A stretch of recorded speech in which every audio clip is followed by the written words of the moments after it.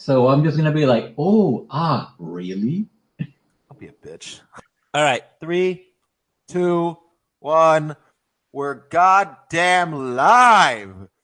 25 freaking episodes, guys. Quarter of a century. Holy crap! We are a quarter of a century old. Yeah, we're old. We're old bitches. Yeah. I was not gonna get no money out of this. Oh man! You start putting away for retirement now. Can we start yelling at new podcasters to get off our lawn? I think we can. Most quit after 3, so I think so. Yeah, I think we can. Hell yeah! All right, guys, we are gonna be talking about the UFC card that happened last night. We're gonna mention a couple things from the Bellator card last night. We're gonna mention that Canelo Alvarez won a close decision. Wait, hold up for a second. There was a Bellator card last night. Also, the Phoenix Rising cards happened. I don't think it was last night. It was on what do you call it? May 4th. So last night. Also, I want to say something. The Invicta fight happened in Friday, was it? I don't remember, but it happened. And two of the main seeds, Janessa Morangin and Misuke Inoue, failed to make weight, so they were filled in. And Kaylin Curran made it to the finals, and then she lost by a wrestle. Because she's not fucking good at fighting. Yeah, you shut up. No, she's okay. Shut up. She's fine. She's okay. She's nowhere near the level of where everyone thought she would be. I'm sorry. No, but she's okay. She'll be fine. She's learn. 6-7. I don't care. And the most legit fighter she faced in the tournament, she lost to. Yeah, because she was a wrestle-heavy fighter. And because Kaylin Curran's not good at fighting. At wrestling. The rest she's okay with. Fine. You would have lost to her then. Well, no, probably not. You're a purple, so probably not. Yeah. I'm just confused why I didn't hear the I outweigh her by like 80 pounds, but all right. He's like, no, it's not just because you're a purple, bro. It's like you outweigh her by 1,000,000 pounds. What the fuck, man? What are you doing? All right. We're going to be jumping right into it. First of all, let's quickly do some quick mentions. Raymond Daniels won his first MMA fight. Well, I mean, he lost his first one and then won his second one, but this is his first win. And he won it via spinning tornado kick that didn't actually get thrown and then threw a right hand and knocked the guy out. Oh, that is the weirdo KO I saw. So and he's 39 years old, so he's a perfect prospect for Bellator. Yeah, for heavyweight division. He's like 15. Yeah. Watch out. 2020 heavyweight champ. Yep. I think he fought at 170, I want to say. Yeah, 170.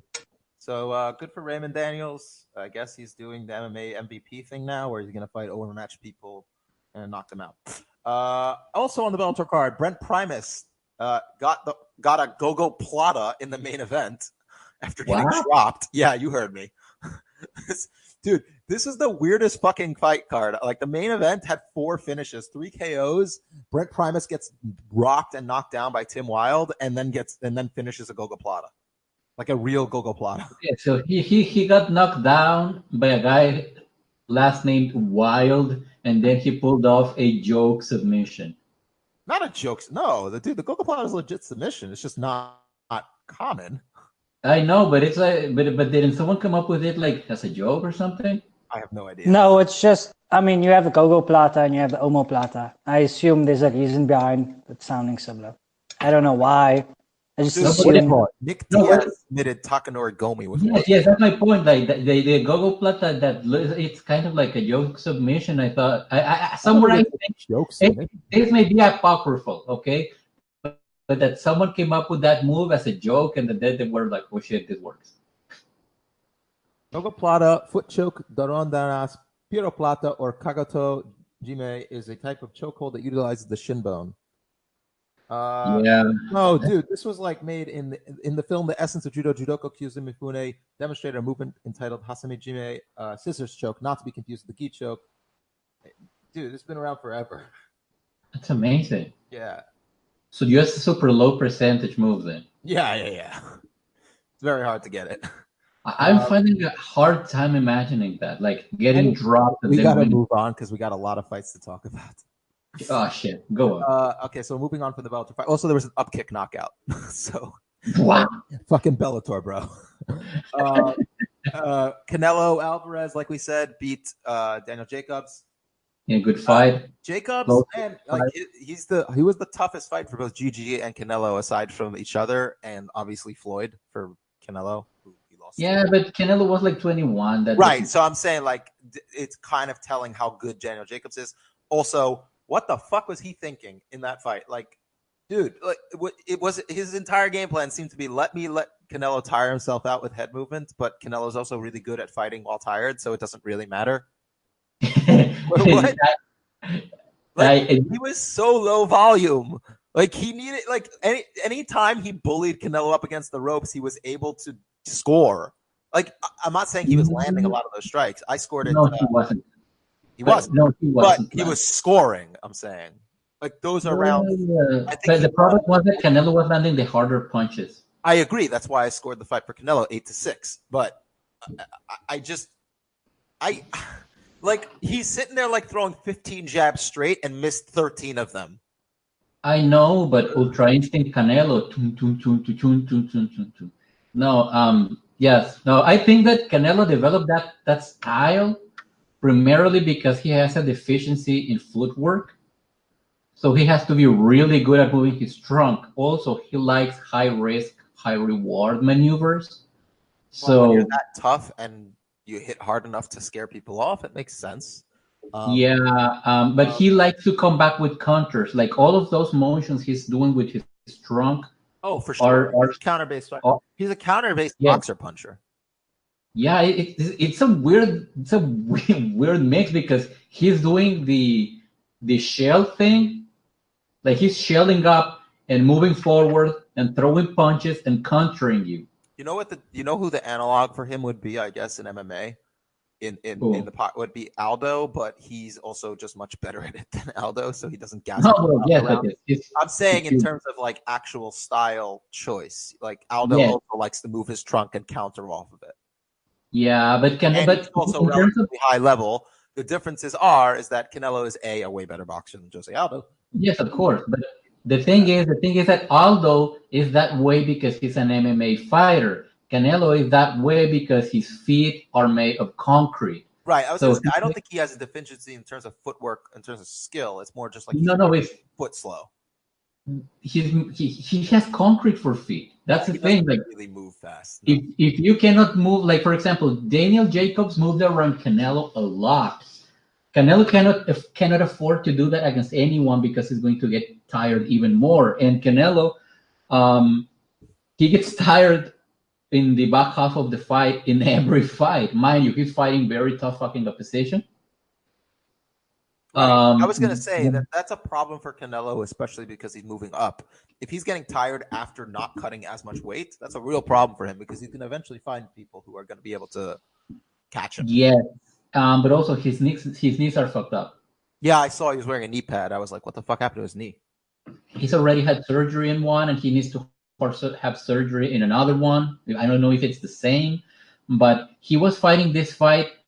The commentators mentioned that he has not been doing as much road work because of his knees. Maybe because on top of doing road work, period, because you can do cardio without pounding the pavement with your knees. Just saying. I know, but that is a fair point. But the argument that I don't get why road work is a thing. Yes, that is the argument that I'm going to give. Because it forces you to do some form of motion that you have to endure, so that it's kind of like leveling up your mental strength. There are ways to do that without destroying your knees. Yes. But that is the modern take. That is the modern take. But for example, do you remember? I'm forgetting his name. The fight between Tommy Hearns and the other guy, the guy that retired. Yes, Marvin Hagler. Marvelous Marvin Hagler. He was famous for doing road work forwards and backwards. in that he would run backwards the entire I can't track. imagine. I don't know how good that is for your knees. Although I can imagine it might actually, for whatever reason, people are going to be like, "No, that's actually better because you're putting less stress on your knees." Yes, no, Well, but no, that's it's a well, mental that's thing. It's like that. not It's just a mostly not just a mental thing. I mean, you get different kinds of cardio, almost like trying to think of the best way to describe this, but you in certain exercises you only use certain muscle groups in a certain way, right? Right. And so those become accustomed to those motions. That's why you can have someone who can cycle like 10 miles but runs 2 miles and then gasses out, whereas you can have someone who runs 5 miles but gasses out after, like, just light cycling. So the basics So of it road, depends on what exercises you're replacing the road work with. yes. You can't just replace it. But Canelo is also not a fighter that uses a lot of movement in the ring. So why is he so focused on running and using? No, he's not. He's not. What I'm He's not saying is in. that, like, there are, and in addition to that, like, you could also just do movement drills in the boxing ring and force him to just do, like, instead of making him run 10 miles, force him to just spend 10 rounds moving and moving and moving and moving in a boxing context. So at least you know that he can move and around for 10 rounds. Or you could just use an elliptical. For fuck's sake, don't kill your just that's so ridiculous. Yes, that is also. He already started his career so young, which means he was getting punched in the head while his brain was still developing. So in addition to having over 50 fights at this point, so couple all that together, plus the fact that he already has bad knees, he should be doing everything in his power to switch his training methods up to things. No, I think he's doing that. I think he's doing that. I don't think he does as much sparring. I don't think he does as much sparring either. Okay, that I do not think he does as much sparring. Like he drills a lot, but not he doesn't. I don't think he does as much sparring as most boxers do. I really hope so. And also to remind people, like, a lot of those fights he took early on in his career were like a lot of them were gimme fights to develop him properly. Good. Except one where he got a scare from the brother of Miguel Cotto. That was funny. Okay, so that's my point, though. That is my overall point. Okay. Okay, we're gonna move on. Congratulations, Alejandro, and tribalism, Mexico. Viva la Mexico. Okay. Viva Mexico, no la Mexico. Viva Mexico. Viva Mexico. Sorry. Yes. Okay. Let's talk about the main event. Al Iaquinta was defeated by Dad-rone. We were wrong. Undefeated. As a dad. Donald the Dad Cerrone. Have you lost a jiu-jitsu match since Daniel was born? I haven't had a jiu-jitsu match since Daniel was born, so I can't. So you're undefeated in Brazilian jiu-jitsu as a dad. I am undefeated. Yeah. I am undisputedly undefeated. Kind of like how Nick Diaz is undefeated against Anderson Silva. Pretty much. Okay. All right. A couple things. One, we made some prediction. I made a specific prediction of Al Iaquinta knocking out Donald Cerrone with the step-in knee. He looked great. I was wrong because Al Iaquinta decided he's just going to avoid the step-in knee entirely by not moving forward at all on a straight line. Yeah, we saw Donald like flick the knee up like twice, I think, in the first round, and then like Al Iaquinta's just like, nah, fuck it. And what we saw was Iaquinta utilize a very much like he was trying to just circle around. He was trying to get around Donald Cerrone and land the looping hooks. Yes, and we saw he had a lot of success with that. Round one was close. I would say I scored for Cerrone. Yes, me too. I saw some people score it for Iaquinta. I didn't agree. I scored it for Al just because it looked like he was troubling Cerrone more in the pocket than Cerrone was troubling him on the outside. Yeah, but we'll get to that. We'll get to that second part of what I said in a moment. Correct. Yeah. So and then round two, we actually saw Iaquinta rock Cerrone towards the end, and he was landing some really big counters. But we also saw Cerrone piling up the attritive shots. We saw Cerrone sticking him more on the end a little bit, and he landed a lot of leg kicks. Like Cerrone landed 34 leg kicks. We also saw that something happened after round 2 and 3. After round 2, we saw Iaquinta landed actually more leg kicks in round 2 than Cerrone did. Which was odd. It was a very interesting fight. Like he landed equal amount of headshots in round 2, landed more body shots in round 2. Iaquinta focused really heavily on the body and the legs as well in the first 2 rounds. But we saw something change in round 3. We saw that Cerrone started to really catch his timing, and his timing obviously being Al's timing on the circular movement, and started to catch him with those round shots.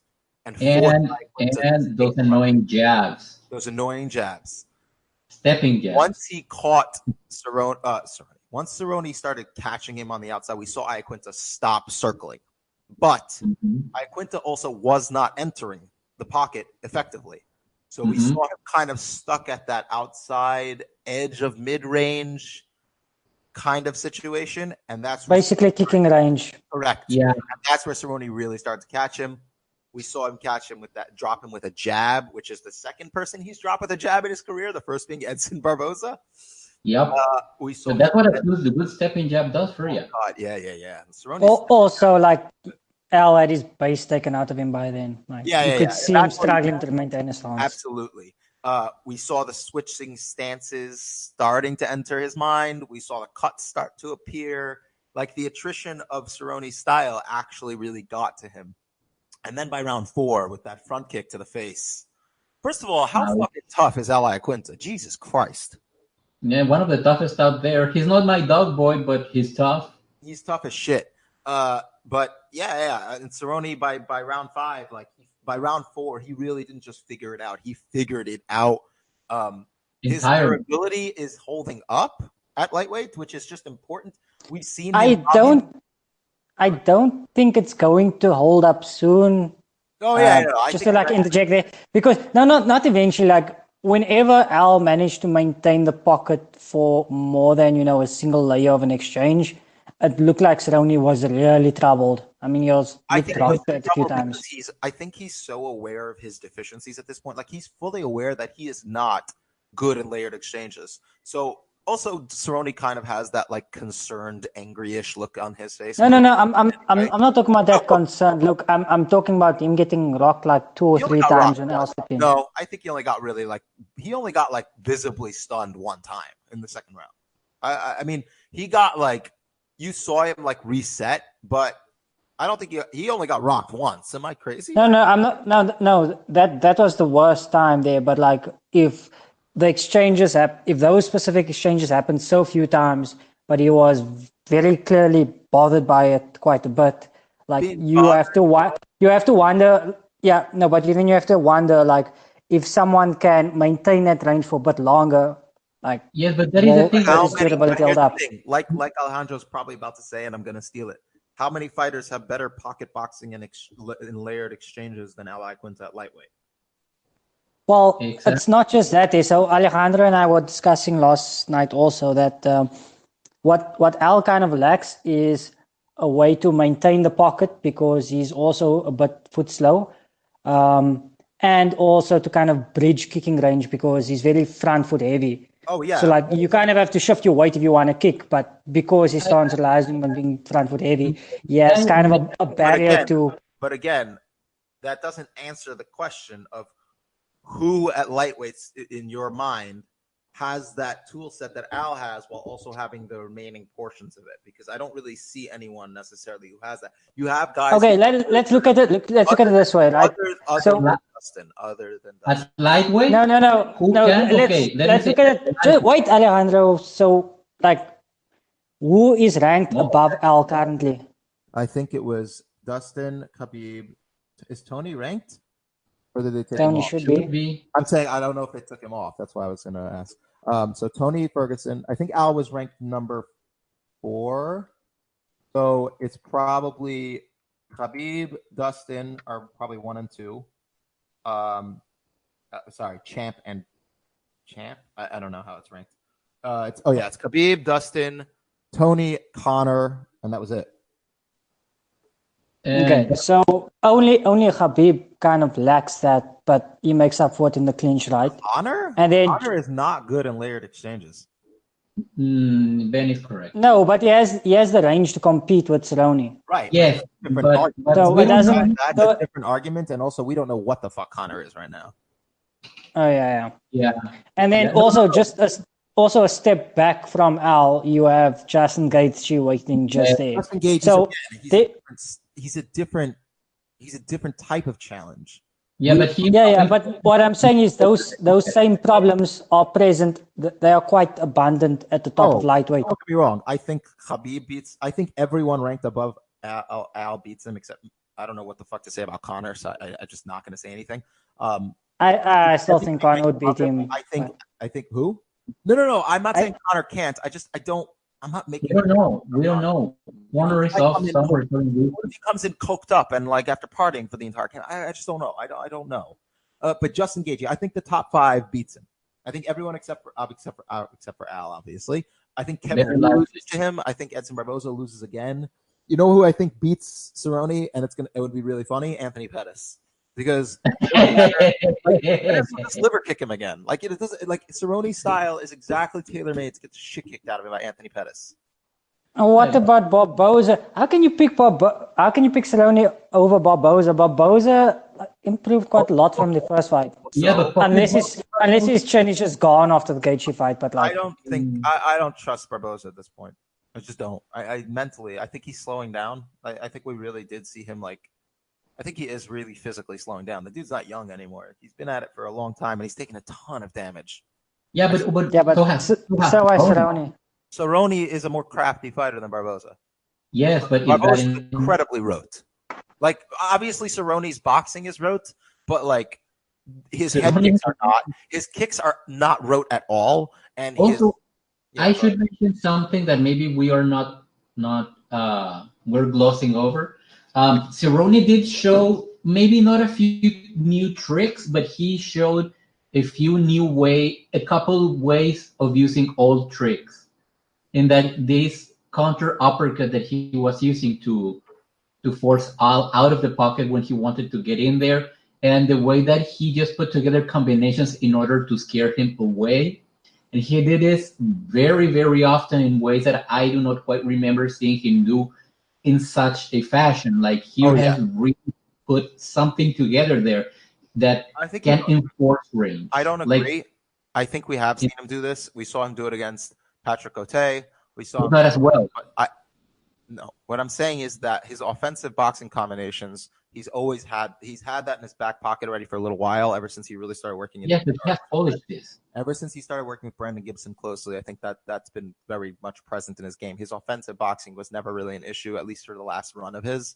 It's been but I'm not saying necessarily offensive boxing. I'm saying off-pocket exchanges. What? In order to scare somebody away. He's always thrown. What are you talking about? No. What I'm saying is that once the exchange has begun, like all is inside the pocket, he has somehow found his way inside the pocket. Yeah. Which he did so in more than a couple of instances. Cerrone found a way to scare him away, to push him back. Yeah. In a very effective manner that when did Al find his way into the pockets in 3 through 5? How often? Once? Not very often. Once, twice, maybe. Like there was one time in round 5 I could think of where Al started to get like a bit of success, and Cerrone just reset him back. Yeah, but part of it was that he was using these counters, like this uppercut, like the uppercut landed I think twice. I know, but that's all you need. If a guy that is not going to fuck you up in the pocket, you only need one punch to deter him. It better be that shot. Right, but it wasn't deterring him in rounds 1 and 2. It was deterring him. What I'm saying is he knocked him down twice already. Yes, I know, but you have to look at it through the whole. I am looking at it at the end. It was at the end of the fight. I'm not agreeing with you. I think a lot of it had to do with the fact that Al was already fucked up. Possibly. He knew he can't just keep eating damage. Like we listen, Al was fully aware he's stuck at kicking range and he's losing the fight and getting fucked up there, but he still was just like, I can't enter the pocket and risk getting hit that hard, because if I go get hit too cleanly, I'm going to go down. Al, for all of his faults, seems incredibly aware of where of what's going on in the cage at all times. That is true. So I think he knew how damaged he was and knew. Yeah, I think that's why he kept circling outside. Correct. And that's why when Cerrone, first of all, Cerrone pointing to his kid in the crowd and then walking Al down and throwing a flying double knee, leaping over Al Iaquinta, who just ducked as low as he could, to try and literally take his fucking head off and try to kill Al Iaquinta in that last 10 seconds was unfucking real. Top 10 badass moments in MMA. Like it was a dad moment. It was like that was the ultimate. Like this is what he literally pointed. Like I'm fighting for that. What the fuck are you fighting for? That was amazing. Like yeah, as a dad, that's fucking awesome to see. So yeah, I imagine that was amazing. I was like, I fucking love you, Donald. Like that was so cool. And that's what I'm saying. But Al had no fight left in him at that point. And I don't mean no fight left. Obviously, he wanted to win. But I think he was very much. Yeah, he wasn't willing to say, I have to get this knockout in the last 10 seconds or I'm going to lose. He was like, I've lost this fight. If I try to sit here and exchange with him, I might get knocked out. And he took the way out that said, getting knocked out is the dumb thing to do. Yep. And his corner took the same thing. Like, it wasn't like, I'll give you a perfect example. Remember Max Holloway versus Ricardo Lamas? At the end of the fight, Max was kicking the shit out of Lamas for the entire fight. And then he pointed down to the ground. He pointed at the floor, and Lamas was like, okay. He didn't back off. He ate some big shots in that last 10 seconds too, but he tried. Mm-hmm. Donald Cerrone basically did the same thing. And Al, but I think he was just concussed at that point. No, I'm not blaming him. I would have done the same thing. That's the smart thing to do. Save your brain. I would just have, thrown myself onto the ground and become a heap of a human and tap out. Anyway, make sure that it's well communicated that I'm done, but I'm not a fighter. I do think we saw some limitations in Al. Al did well in the first 2 rounds, but we also saw that the downsides of what he was doing well at were also the reason why he lost that circular movement, because he wasn't switching up his patterns at all, really. He was just doing the circular movement. If he switched it up where he went from circular to coming in and trying to work his way into the pocket more, not on a straight line, obviously, because that knee to the gut is a monster for Cerrone. But Cerrone just knew round shots. And whenever he's standing there, jab him, front kick. But what do you do in that case? Because what you're describing as it's an Al Iaquinta problem, but it's also an MMA problem. Well, the way to do it is if you're a boxing-centric fighter and you don't have that kicking range, long-range game. Also, you're giving away reach. You're giving away reach. You can't stay in mid-range and expect those. This is, by the way, what I brought up. This is something that I brought up. I said, Al Iaquinta, while he can pressure, many times does not. And against Donald Cerrone, you have to be a pressure fighter. Unless you're somebody who can just take him out, really, just take him out. Anthony Pettis style. But Pettis was also pressuring him. He pushed back to the cage. RDA, Leon Edwards, if I'm not mistaken, was using a pressure style. Darren Till. Think of every single time Donald Cerrone lost, almost every single time. In the octagon, Robbie Lawler would use the pressure-heavy style, almost won. George Masvidal is like the only guy to sit at mid-range with Donald Cerrone and kicking range. Yeah, but he's fucking insane. Yeah, and Masvidal is also much bigger than Al Iaquinta. Yeah. And better. Well, yeah. You could have said bigger, but you had to be an asshole. He's better at countering. Like, I think Heavy Hands brought up. He's a better kick counterer than in general, he's a better fighter. Masvidal is very crafty. Very, very crafty. So what I want to say is that we still see in MMA this and I don't know when it's going to I'm going to tell you right now. I know that you say boxing. MMA will never, ever. I've said this before. People keep thinking MMA striking is going to hit this peak at some point. No, MMA is its own thing. We have seen. No. I'm not going to say anything about boxing. Actually, no. I know. I'm saying different. but what I'm saying is that MMA is its own thing. It's gonna improve like slowly. Little things will touch on Yes. there. It's not going to be like grappling where we've seen like this zenith of incredible grappling, but at the same time, we always see, no matter what, there's always somebody who bucks the grappling trend or bucks this or bucks that. What happened when Thompson came around? It's the era of karate guys and strikers and outfighters and fighter. It's always going to be like this. It's always going to be in flux, and it's always going to be something. Well, I don't think it'll be in as much flux as it's always been. I mean, the way MMA, the styles in MMA vary, there will always be that kind of flux.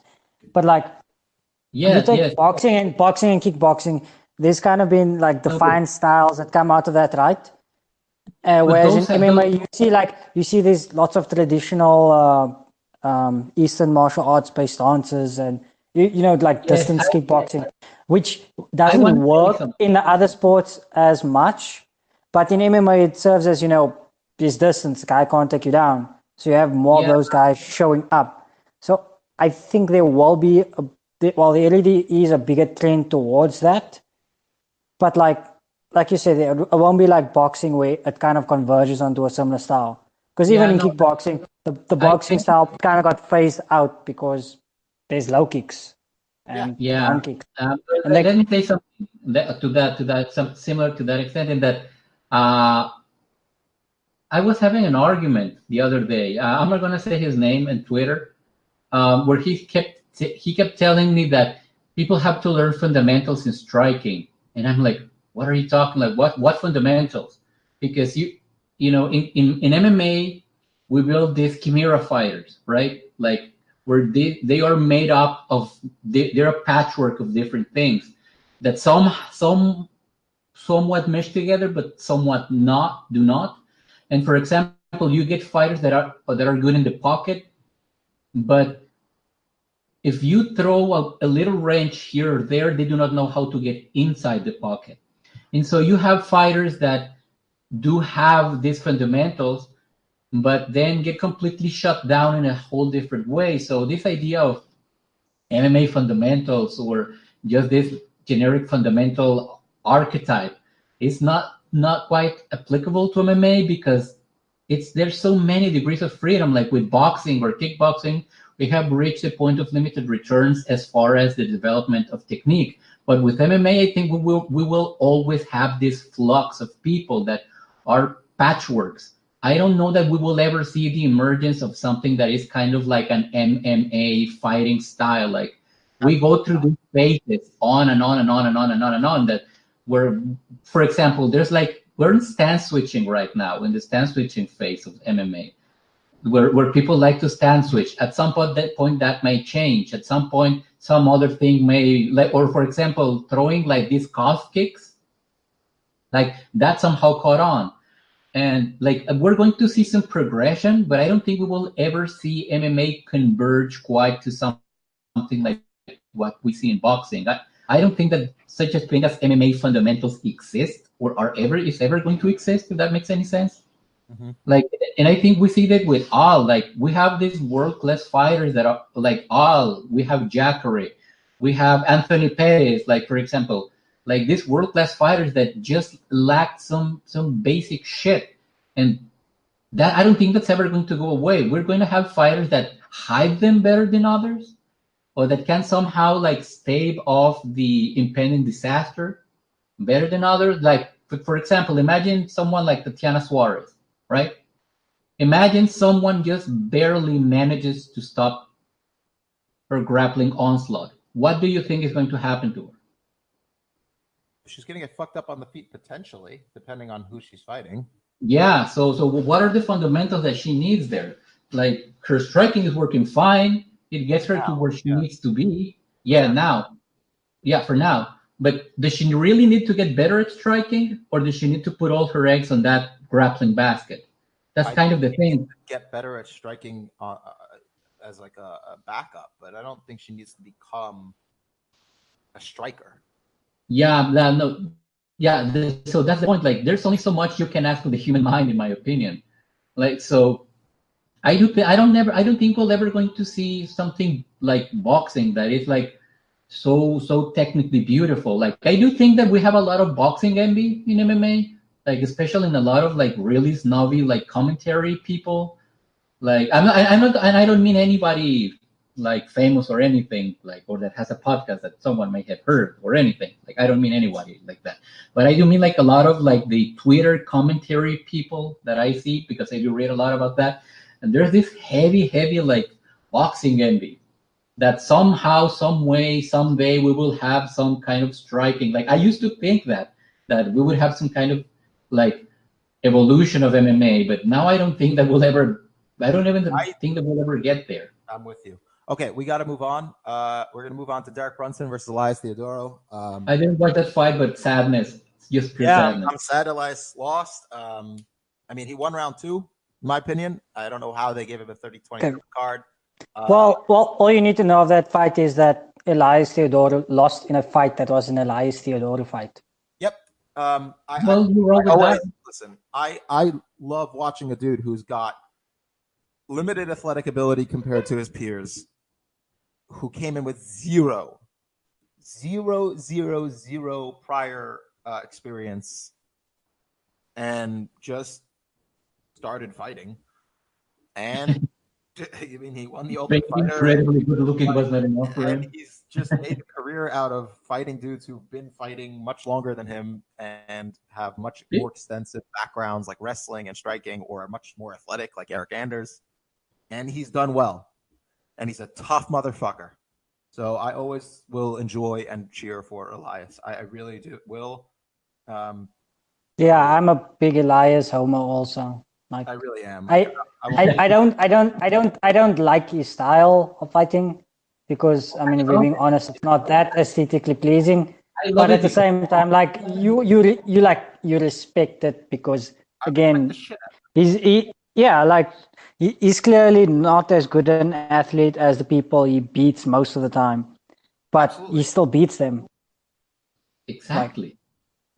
I just like watching him shut down someone with sheer shenanigans. That's what I like to watch. I like Elias's wins because I know that it's not like aesthetically pleasing, but it's just pure shenanigans. Like, you know, he's just going to do something, but unfortunately here it wasn't enough. Apparently I didn't watch the fight. I just watched Brunson smiling, and it was like, fuck. That's when I tuned in. Yeah, no, what it mainly came down to was that in the clinch, he just didn't have an edge there. So whenever they tied up, Brunson would get the advantage. And because when he's stuck on the outside, he doesn't have much to threaten Brunson. Hold on. What I will say is that there were some really nice knees landed in the tie clinch also. He was trying to land some knees to the body as well. I got to give credit to Elias. Like, he actually seemed to really try to do the most damage in the fight in those instances. Yeah, like you can't knock on the guy for trying really hard, because that is how he wins fights, and it's really nice to watch him do that there, just to see him overcome something that normal fighters can't. Yeah, he's like real life Rock Lee from Naruto. Absolutely. Minus minus what? Minus the gates. Yeah, minus the gates. But he's real life Rock Lee. Yeah. So we love you, Elias, and we'll keep supporting you. All right. Next up, we have not the main event, but not the co-main, but the co-main. I don't know. Shane Burgos defeated Cub Swanson by split decision. No. Weird scorecards. I scored a 29-28 Burgos. Fuck. Cub looked good for the first round, and like you saw Shane start to kind of like overwhelm him a bit as time went on. It was listen, it's just Cub's physically not where he's always been. I don't think he has it. I don't think Cub has it in him anymore, because I mean, you watch certain points of the Troy fight and you can see him get hurt, but he immediately just bites down and comes back. In this fight, he didn't get hurt as badly as that even, but you could see when something was bothering him, he tried to get out of range rather than bite down. And that was the major difference, because it allowed Burgos to kind of walk forward. Yeah. Tiger Schulman's MMA, Shane Burgos. Huh? He's from Tiger Schulman's. Yeah, he's a Tiger Schulman's guy. I do want to point out that Cub kept pace with him in terms of like actually sending, firing back and keeping pace. But it's just, there's only so much that you can ask out of your body when you are at that state that you are in. Exactly. Yeah. I mean, it sucks. It really does. But I mean, what are you gonna do? All the respect in the world to Cub for putting on that performance and fighting back. And I think the thing that made me seal it in terms of like his I think he's kind of like just done at the elite level was, like you said, like the way he fought in the Doo Ho Choi fight versus how he fought now at the end. He just didn't seem to want it as much. Like he couldn't seem to will his body to keep going. Yep. I imagine that's what happened. Sadness. On the plus side, featherweight is getting increasingly exciting with all the new guys coming up. Like, yeah. Like, I mean, Cub would have always been in fun fights with the new prospects who are making their way up. But like, now that Burgos is there, I don't want to say that he's going to be the new Cub because he does fight differently. But there's like so much diversity in the amount of styles of people coming up in that division. Like, it's honestly, I think, for me at least, more exciting than lightweight and welterweight. Just because you don't see a generic archetype coming up. It's like, okay, you have a clinch specialist in Volkanovski. Then you have this kind of kickboxing, wrestling hybrid with Zabit. Now you have this kind of boxing heavy fighter with Burgos. And it's just exciting to watch. Spinning shenanigans with Jair. Yeah, exactly. It's super exciting just to watch all these different kinds, whereas in other divisions you see more or less one type of fighter come through. Like welterweight is it's always been the home of wrestlers. Lightweight has historically been more diverse, but now featherweight doesn't seem as reliant on wrestlers as it was before. Yeah, I hear you.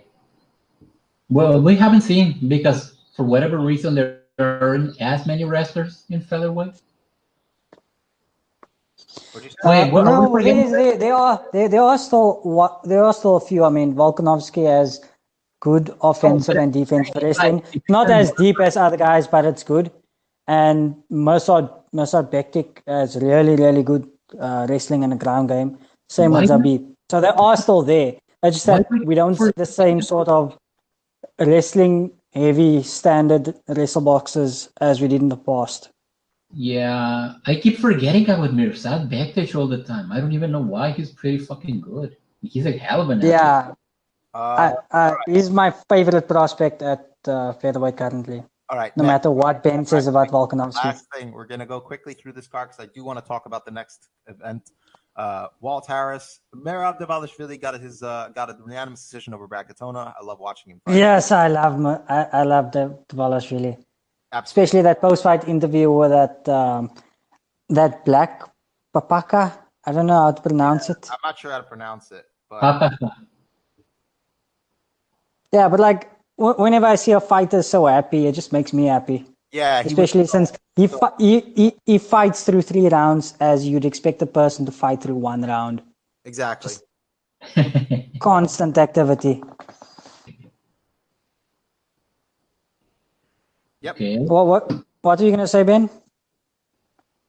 Nothing. I just really like watching him fight, and I enjoyed watching him be so happy. So it was great. Also, Walt Harris murdered Sergey Spivak, and Andrew Sanchez won a unanimous decision. Nacy Chiasson, I'm not sure if I'm pronouncing that correctly, but she beat the shit out of Sarah Moras with some ground and pound, and it was awesome. I look forward to seeing her continue to develop. So, yeah. Yeah, that was scary. She got taken down at the opening points of each round, and it didn't matter at all. I don't think she mattered. I don't think she got taken down in the second round. I think she tried to take her down, then she was reversed. Oh yeah, you're right. But like it didn't matter at all. Like she just out grappled her there. Then that's. Yeah, it's Macy Chiazzone, I think. The name. I'm not. I wasn't 100% sure, but it was great. Who else? What division is that one? 135. 135. She's like someone we want to see continue. You know. She looks interesting. Yeah, she does. I'm really excited. So next, let's talk about next card because it's UFC 37, and Rose Namajunas is going to lose her title to Jessica Andrade. You, what an asshole you are, but I agree. Why am I an asshole? Why am I? No, I agree. No, look, just the way you start. But yes, she has to do a lot here, and it is possible that she wins because A, she has Trevor Whitman, B, she has long fucking arms, she's explosive as hell, and she can jab. So she can try to mold a style to sort of emulate what Joanna did against Andrade, but Andrade has also gotten a little bit better and also plays a lot to her strengths. So when it comes to actually, I mean, can Rose really stave off Andrade for 5 rounds and negate the clinch for 5 rounds? Yeah, it is honestly. Well, not just that. Like Joanna was able to still clinch Rose when she pushed forward. It's that a corner, for whatever reason, told her to stay out of the clinch, which I still think makes no fucking sense. It made no fucking sense. It really did. Yeah, because like she was winning every clinch exchange, but a corner still told her to keep out of there. In any case, like if Joanna is, granted she has a bit more tools to kind of bridge the gap, but if simply walking forward was enough for her and Jessica Andrade, like most of our old game was just walking forward into the clinch. So like if she can do that, then I don't see Rose winning. Yeah. This really, honestly, if we're being completely,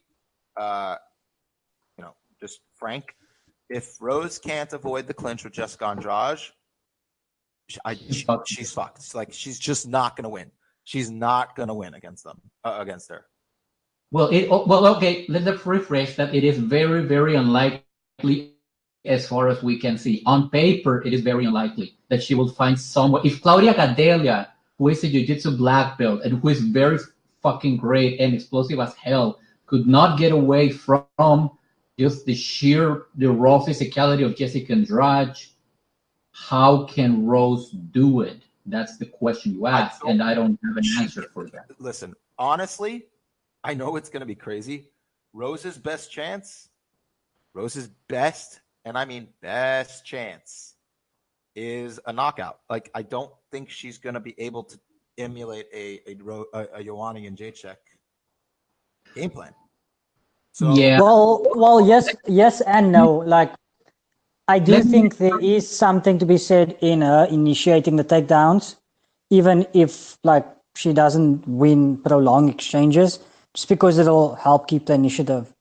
Because once they get back to the feet there, then they'll be at range again.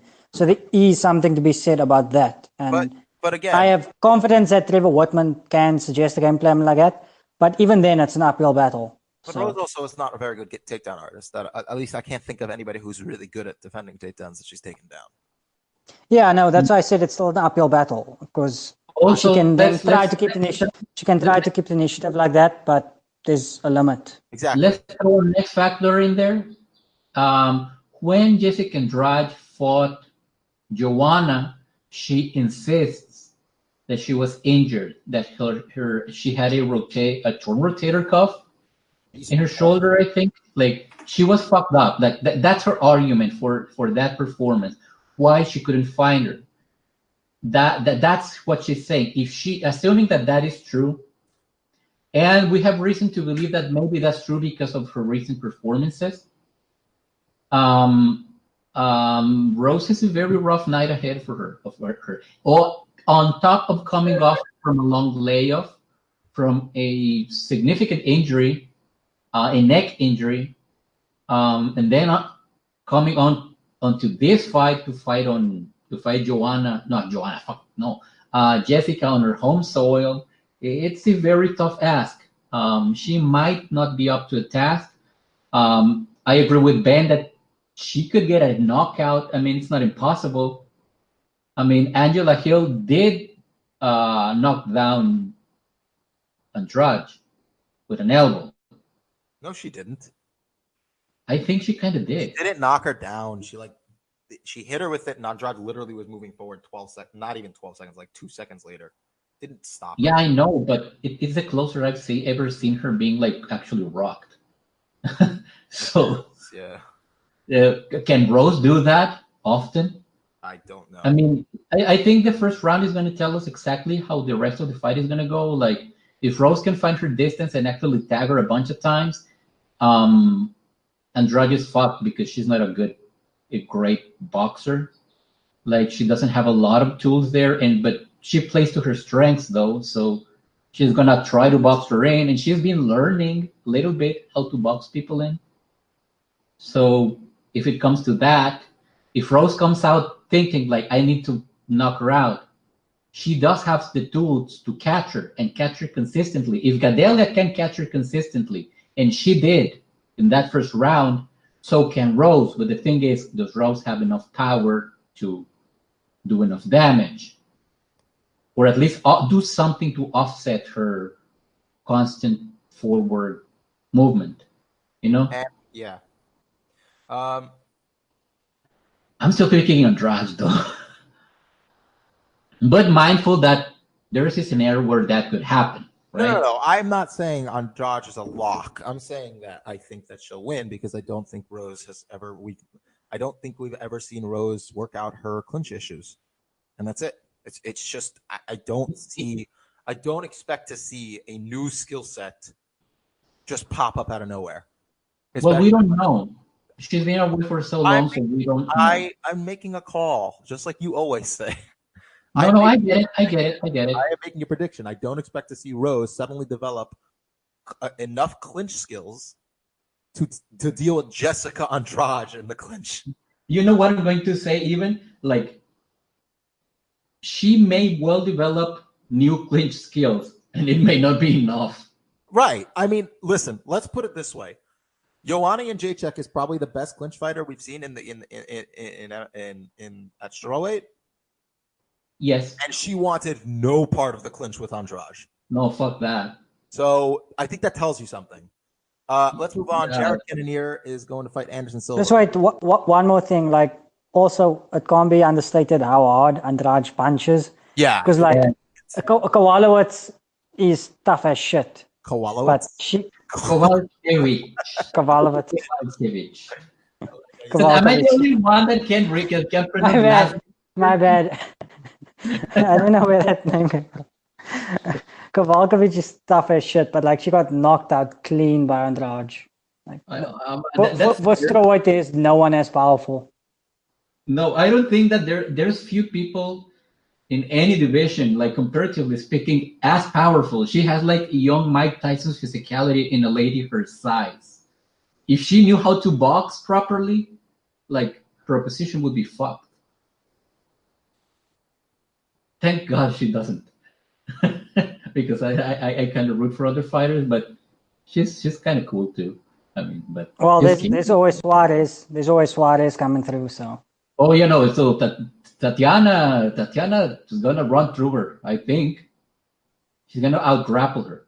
It's a tough fight for me to call, but like I like Tatiana's style, so I'm gonna root for her. The thing is that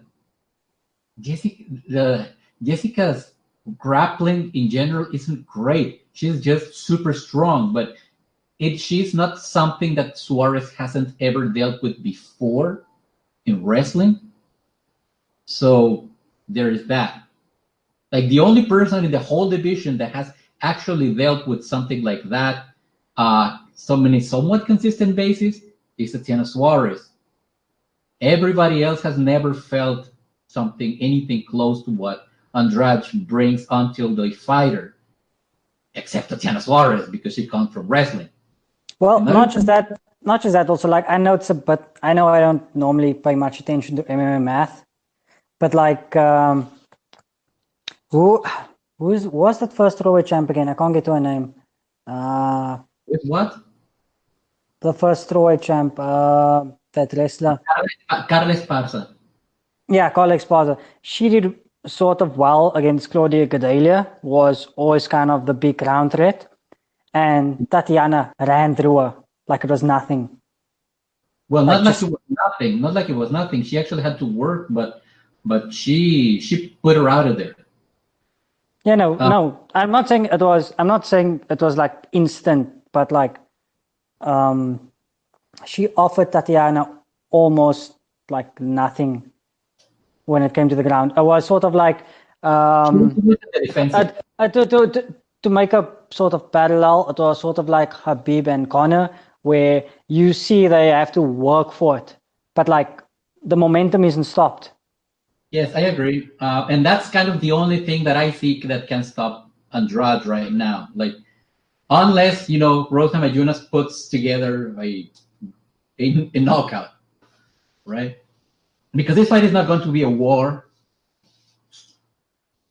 It's going to be either Rose getting stopped or Rose getting slowly turned into mush, or she pulls a submission out of nowhere, or she knocks out Andrade somehow. Well, no, I think Rose winning by decision is a bit more likely than her getting a finish. Possible. But like, it's possible. Yeah, it's probably gonna go one way or the other. Yeah. Okay. Next fight. Yeah. Cannonier Silva. Cannonier. I don't know, man. Like, Silva actually looked good against Adesanya, but Cannonier's a totally different fighter. Yeah, but Adesanya was like, I don't want to hurt you. Yeah, I don't know. I don't think Cannonier's gonna have that same problem. Yeah. That's what I'm picking Cannonier.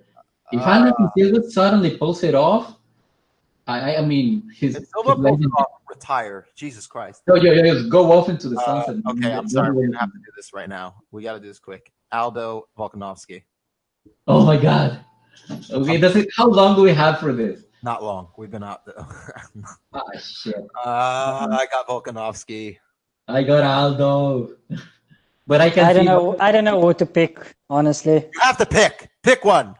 No, fuck off. No, you're not allowed on the podcast next week if you don't pick one. I will go watch baboons having sex on the road again. That's fine. You're not allowed until you pick one. No.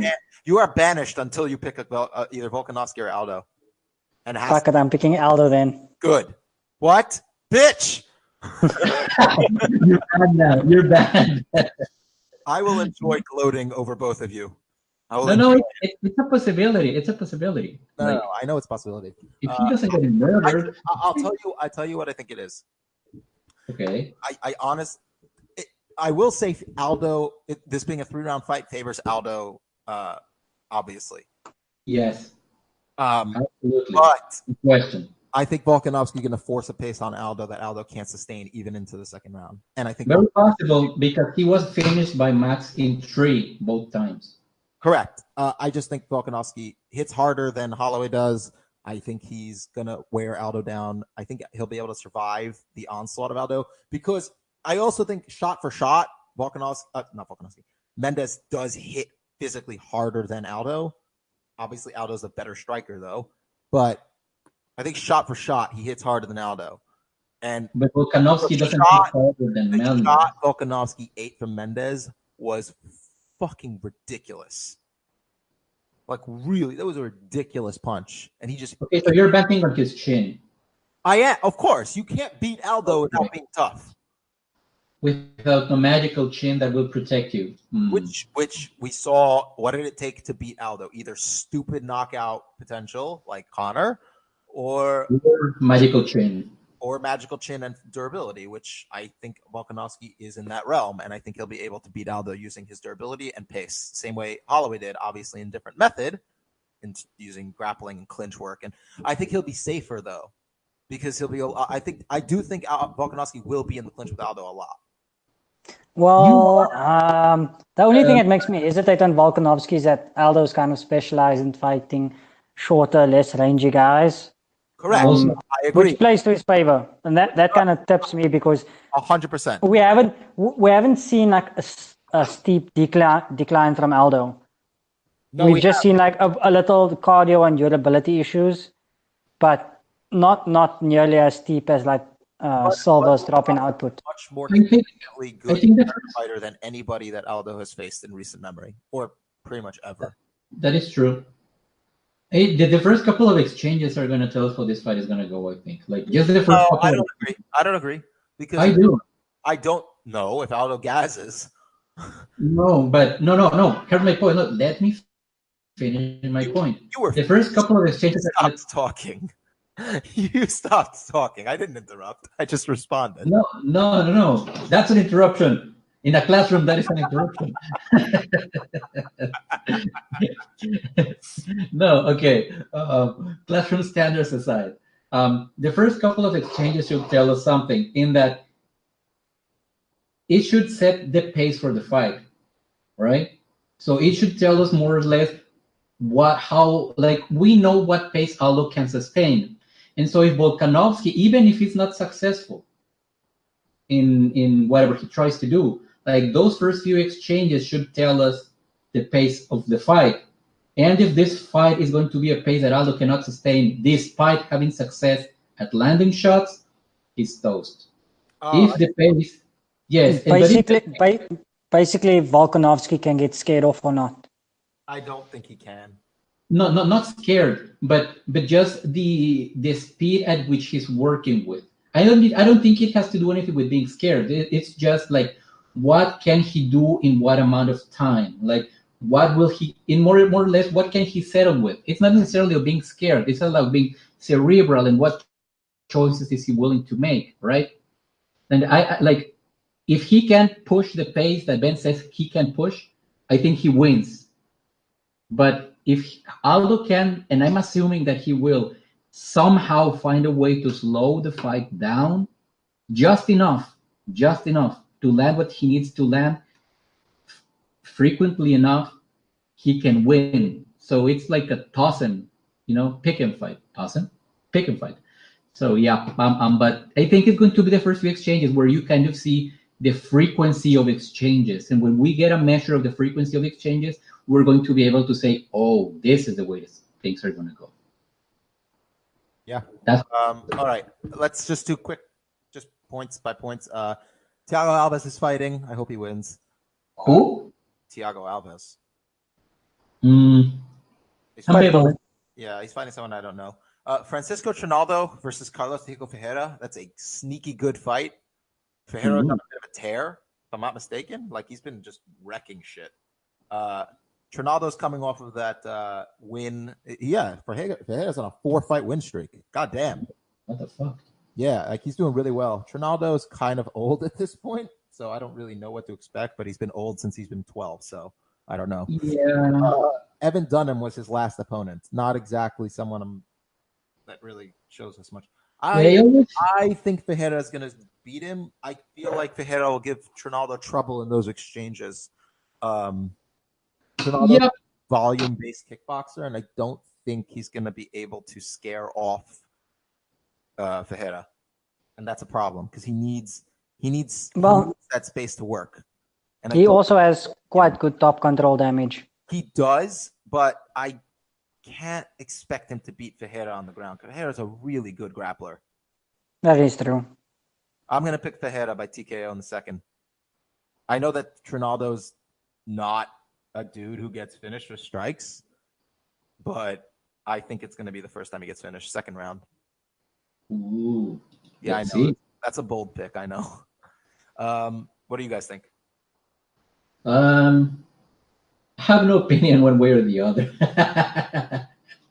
I just want to watch the fight. I don't know. Well, I liked Ronaldo, so I'm a bit biased, but yeah, overall doesn't favor him. But I'm biased. Lil Nog is fighting Ryan Spahn. I have no opinion of this fight either. Brian Spahn, like the most generic name ever. He's a Dana White Tuesday Night Contender Series guy. He just beat Luis Henrique de Oliveira. Well, that's light heavyweight, so Lil Nog is gonna win. He has the name of like a telecommunications company. Seems like he could do damage. so I don't know. What? Spawn can actually do damage. Dude's like but he's a Okay, no, it's over. No, Yes, I'm wrong. Spain is I'm gonna win. wrong. I don't. Wait, what? He's only got 3 TKOs in his career. Spawn. And Little Nog, how long has he been inactive? Lil Nog has been inactive for. I'm trying to find it. Hold on. It's not gonna be pretty easy. No. No matter what, it's gonna look like shit. It's just a matter of how shitty it looks. Lil Nog's last fight was Sam Alvey, and he knocked him out in September of 2018. So it's only like 8 months ago. You know what? Lil Nog, go for it. Get 2 wins in a row. Kurt Holloway is fighting again, and he's fighting Thiago Moises. I don't know who that is offhand. Neither do I. Honestly, Kurt Holloway sounds like hologram, so that's the only reason why I remember his name. But it's Holloway moving up. So I don't know. He's fighting a lightweight. So I'm gonna pick him, but because we know his name. Yeah. No, also Irene Aldana's fighting. She's fighting Besh.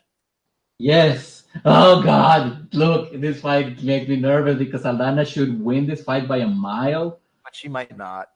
But she might not because Betch is like she has maxed all her stats already. She's a spoiler. Not only she a spoiler, like she has maxed each and every one of her stats. So the best fighter that she's ever going to be, she was. And that fight with Marion Renault that she had a while ago, man, like she's crafty as hell. Like that Ronda, people remember her because she's not that athletic, and that Ronda Rousey fight, like where she got knocked out in 30-odd seconds. So she's coming off a long layoff. She had issues with her eyes, and so Aldana should walk right through her. But she might not. She might not get knocked out. I don't know. Like Betch she's the best fighter that she could ever be. And that's saying something because not a lot of people ever achieve that. So I'm picking Aldana because tribalism, but that's a tougher fight than most people might. Yeah, I know. Besh is a spoiler. That's really the answer, and that could have summed that up for you in 12 seconds with that. Yeah. BJ Penn is gonna get knocked out by Clay Guida, and I'm gonna laugh my balls off. Dude, BJ Penn has some fucked up issues in his life, dude. Like he shouldn't be fighting. No, he shouldn't. But for like this fight, like we're not talking about the fight. We're just making fun of BJ. Well, yeah, well, this fight. No. I almost like wish he wins because if he doesn't win, I don't know what's gonna. No, I don't want to win. Fuck you right now. Like I really don't. Like he should not be fighting. He's being a stubborn bastard, and fuck it. I don't care to see him. No, I know, but my point is that he's literally fighting for his life. No, he is not. He's fighting. Oh. No, he's not. He's fighting because his ego doesn't let him stop fighting, and he's dealing with all this other shit, which is just legal issues and the things he's accused of. I don't. Fuck him. Holding machetes to people. Maybe stop fighting, both in and out. Yeah. So he's a rich kid anyway. Like, but why is he doing this? Just go home. Like, and last but not least, Warley Alves versus Sergio Moraes. I don't know what to make of that fight, but I'm gonna just pick Sergio Moraes. I am. He's been more consistent. Yeah, he's just more consistent, and he doesn't gas in 12 seconds. He waits till he doesn't gas in the first round. He waits till the second round to gas. Yeah, that's always a big plus. Yes. So yeah. Well, anyway, that's been the episode. I think we're done, and thank you all for joining us. Anything you guys want to say before we go? I'm just gonna be so happy if Canelo won. When Canelo won yesterday, if Aldana wins next week, I'm gonna be super stoked, and I just hope that happens. I'm also happy Kailin Curran fought for the belt, even though she lost. Good for her. He's okay. And what else? Nothing. See you bitches next week. I am gonna laugh so hard if Aldo beats Volkanovski. I will be. Dude, I'm gonna be shattered. I'm gonna be shattered if Aldana loses. I'm gonna be laughing right at you, Ben.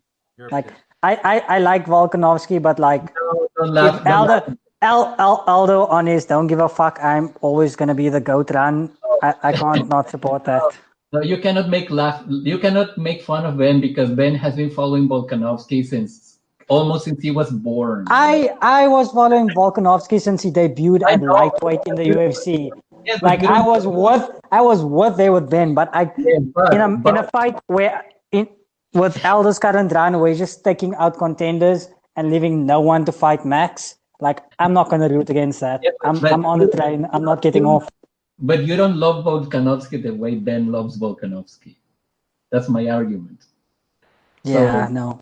Mirsad Bektik will always have my heart. I always forget Mirsad Bektik. I don't know why. Because fuck off.